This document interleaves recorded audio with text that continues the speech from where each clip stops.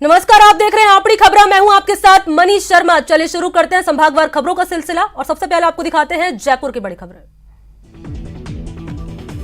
किसानों को आतंकवादी बताने वाले दौसा सांसद जसकौर मीणा के बयान पर कांग्रेस ने पलटवार किया है। पीसीसी चीफ गोविंद सिंह डोटासरा ने कहा कि ये बयान बताता है कि किसानों को लेकर बीजेपी की सोच क्या है। कांग्रेस विधायक गजेंद्र सिंह शक्तावत के निधन पर कांग्रेस पार्टी में शोक की लहर है। प्रदेश अध्यक्ष गोविंद सिंह डोटासरा ने शक्तावत के निधन को पार्टी के लिए अपूर्णीय क्षति करार दिया। राजस्थान कांग्रेस के विधायक गजेंद्र सिंह शक्तावत के निधन पर कांग्रेस के पूर्व प्रदेश अध्यक्ष और पूर्व उप मुख्यमंत्री सचिन पायलट ने गहरा शोक जताया है। सचिन पायलट ने कहा कि गजेंद्र शक्तावत का जाना पार्टी के लिए अपूर्णीय क्षति है। पायलट ने कहा कि शक्तावत के जाने से मुझे व्यक्तिगत क्षति हुई है। प्रदेश कांग्रेस कमेटी के पूर्व अध्यक्ष स्वर्गवासी गिरधारी लाल व्यास की आज जयंती है। इस अवसर पर पीसीसी में श्रद्धांजलि कार्यक्रम का आयोजन किया गया। पीसीसी चीफ गोविंद सिंह डोटासरा समेत कई कांग्रेस नेताओं ने पुष्प अर्पित कर व्यास को श्रद्धांजलि दी।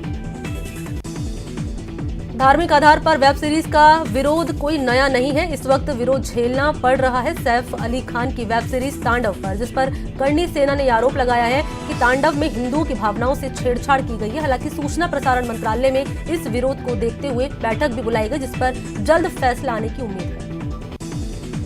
प्रदेश के 3 कारोबारी समूह की 28 से ज्यादा ठिकानों पर आयकर विभाग की छापेमारी दूसरे दिन भी जारी रही है। चौरड़िया डेवलपर्स ग्रुप, गोकुल कृपा बिल्डर्स और सिल्वर आर्ट ग्रुप पर आयकर छापों में बेहिसाब अकूत संपत्ति के दस्तावेज मिले हैं। छापों में भारी मात्रा में बेनामी प्रॉपर्टी के दस्तावेज जब्त किए गए हैं। पूर्व मंत्री और राजस्थान ओलंपिक संघ के अध्यक्ष जनार्दन सिंह गहलोत की पुस्तक संघर्ष के शिखर तक का विमोचन किया गया है। पुस्तक का विमोचन पूर्व डीजी होमगार्ड नवदीप सिंह ने किया। पुस्तक में गहलोत ने अपने राजनीतिक जीवन से लेकर खेल जगत की यादों को समाहित किया।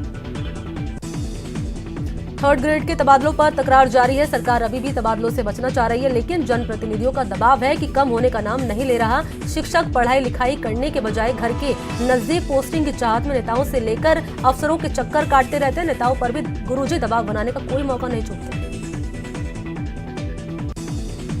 गुरु गोविंद सिंह जी की जयंती के मौके पर जयपुर के गुरुद्वारों में सुबह से ही कीर्तन और गुरुवाणी का कार्यक्रम चल रहा है। मौके पर कई गुरुद्वारों में लंगर का भी आयोजन किया गया है। जयपुर में शुरू हुई तीसरी नेशनल T20 क्रिकेट प्रतियोगिता में कई राज्यों से पहुंचे दिव्यांग खिलाड़ी हिस्सा ले रहे हैं। ये वो खिलाड़ी हैं जिनमें किसी के हाथ नहीं तो किसी के पैर नहीं है। अंतर्राष्ट्रीय क्रिकेट नियम के अनुसार ही खेल खेला गया है। इनके क्रिकेट को डिसेबल क्रिकेट कहा जाता है। दिव्यांग खिलाड़ी क्रिकेट मैदान पर उतरे तो चौके छक्कों की बारिश ने हर किसी को प्रभावित कर दिया। अब देखते हैं कोटा की बड़ी खबरें। कोटा के टावा ब्लॉक के मुख्य ब्लॉक शिक्षा अधिकारी मनजीत सिंह यादव ने राजकीय बालिका उच्च माध्यमिक विद्यालय खोड़ावदा का औचक निरीक्षण किया है और एसओपी की समीक्षा कर आवश्यक दिशा निर्देश उन्होंने जारी किए। कोटा की फल सब्जी मंडी में किसानों ने जमकर हंगामा किया। उन्होंने आड़तियों पर टैक्स के नाम पर मनमानी करने का आरोप लगाया। कोटा में बर्ड फ्लू के चलते पक्षियों की मौत का सिलसिला लगातार जारी है। पशुपालन विभाग की ताजा रिपोर्ट के अनुसार जिले में कल 29 पक्षियों की मौत हुई है, जिससे पशुपालन विभाग ने भारत सरकार की गाइडलाइन के मुताबिक डिस्पोजल कर दिया। कोटा में स्ट्रीट डॉग का आतंक नहीं थम रहा है। स्ट्रीट डॉग ने महिला पर हमला बोल दिया। आतंक से शहरवासियों में भय का माहौल बना हुआ है। पुलिस ने 22 लाख रुपए की चरस के साथ एक तस्कर को यहां गिरफ्तार किया। आरोपी नदीम खान उर्फ रजा अनंतपुरा के मद्रासी मोहल्ले का निवासी है। कोटा के टाकरवाड़ा गांव निवासी हरिकेश मेघवाल ने अनंतपुरा रेल ट्रैक पर ट्रेन के आगे छलांग लगाकर आत्महत्या कर ली। कई दिनों से बीमारी और पैसों की तंगी से परेशान था। कोटा में पत्नी को भगा ले जाने के बाद परेशान पति ने चंबल पुलिया से छलांग लगा दी, जिसके बाद पुलिस की टीम ने सतर्कता दिखाते हुए रेस्क्यू किया और युवक को सुरक्षित बाहर निकाल लिया। कोटा में आबकारी विभाग और पुलिस ने अवैध शराब के खिलाफ बड़ी कार्रवाई करते हुए हजारों लीटर कच्ची शराब को नष्ट किया। टीमों ने जिले के कलम ककुआ गांव को चारों तरफ से घेर कर एक एक घर की तलाशी ली। पुलिस विभाग की टीम ने दर्जनों कट्टे और केन भी बरामद किया। कोटा में चंबल नदी पर 700 करोड़ की लागत से रिवर फ्रंट का काम तेजी से चल रहा है। चंबल बचाओ समिति के सदस्यों ने प्रवाह में बाधा बन रहे पत्थरों को नदी क्षेत्र से हटाने की मांग की। कोटा में कोरोना का संक्रमण कम होने के साथ ही मरीज की संख्या में भी गिरावट आ रही है। डॉक्टर भूपेंद्र सिंह तंवर ने देर शाम 33 कोरोना मरीजों की पुष्टि की। बात कर लेते हैं भरतपुर की बड़ी खबरों की। वेब सीरीज तांडव का प्रदेश में हो रहे विरोध के साथ भरतपुर में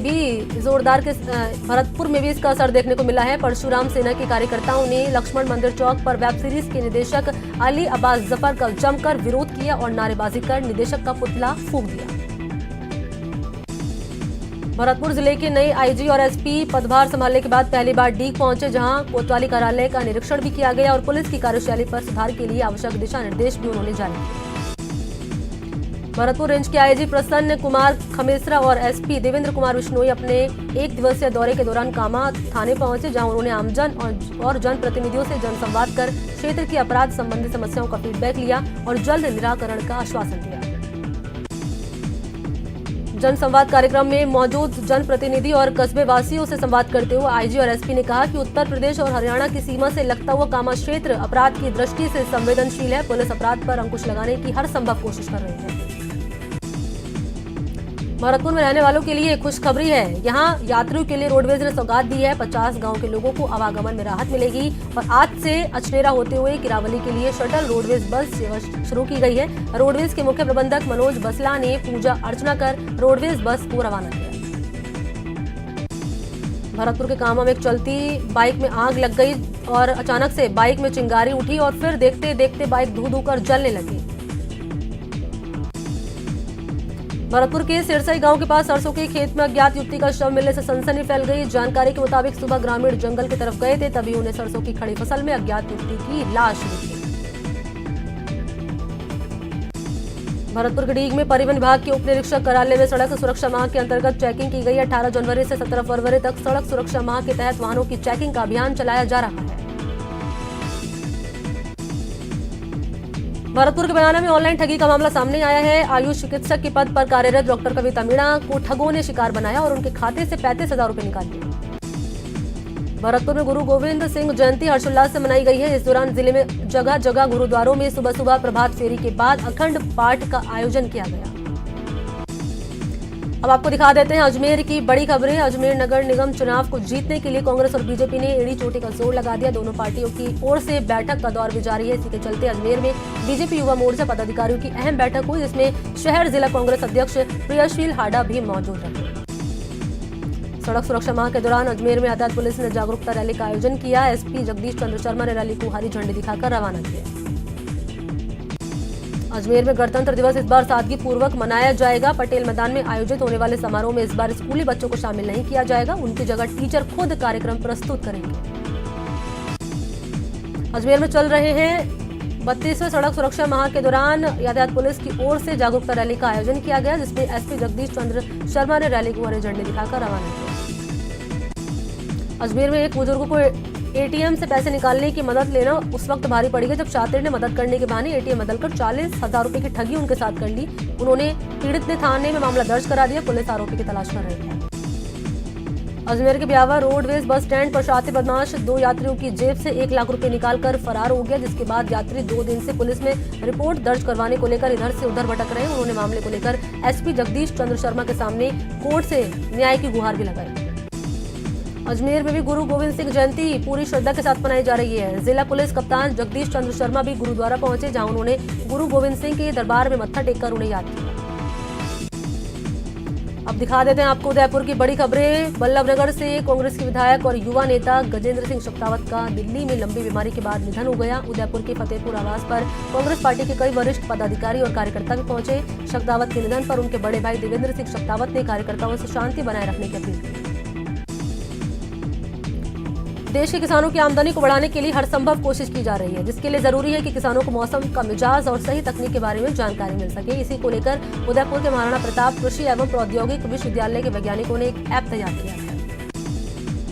ये ऐप किसानों को खेती और पशुपालन के लिए कई महत्वपूर्ण जानकारी देगा और साथ ही साथ उनकी पैदावार को भी बढ़ाने में कारगर साबित होगा। उदयपुर के एमबी चिकित्सालय की बाल चिकित्सालय यूनिट में बड़ी लापरवाही देखने को मिली है। 2 घंटे से बाल चिकित्सालय की 3री मंजिल में बनी नर्सरी में 2 घंटे लाइन बंद होने से हड़कंप मच गया। लाइन बंद होने से नर्सरी के वेंटिलेटर भी बंद हो गए, जिससे बच्चों को आनन फानन में दूसरी नर्सरी में शिफ्ट किया गया। करीब 2 घंटे बाद लाइन बंद रहने के बाद लाइट आई और फिर व्यवस्थाएं सुचारू की गई।